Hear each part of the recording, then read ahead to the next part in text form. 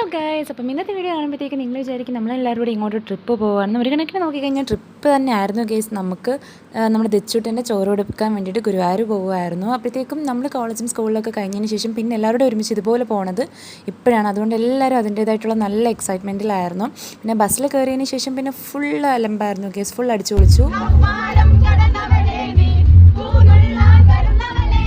അങ്ങനെ നമ്മളൊരു 12 മണിയൊക്കെ ആയപ്പോഴത്തേക്കും രാത്രി ഗുരുവായൂരിലെത്തി. അങ്ങനെ അവിടുത്തെ റൂമിലൊക്കെ ചെക്ക് ഇൻ ചെയ്തതിന് ശേഷം ആരും ഉറങ്ങിയിട്ടില്ലായിരുന്നു. കാരണം എന്തായാലും ഒരു 3:30 ആകുമ്പോഴത്തേക്കും നമുക്ക് അവിടെ നിന്ന് ഇറങ്ങണം. അപ്പോൾ നമ്മളെല്ലാവരും വിചാരിച്ചു മൈലാഞ്ചിയൊക്കെ ഇട്ടിട്ട് സെറ്റായിട്ട് പോകാമെന്ന് വിചാരിച്ചു. അങ്ങനെ രാത്രി ഫുൾ കുത്തിയിരുന്ന് മൈലാഞ്ചിയൊക്കെ ഇട്ടിട്ട് നമ്മൾ രാവിലെ ഫ്രഷായിട്ട് ഇറങ്ങിയതായിരുന്നു കേസ് നമ്മളിട്ടിരുന്ന മൈലാഞ്ചി ഡിസൈന്.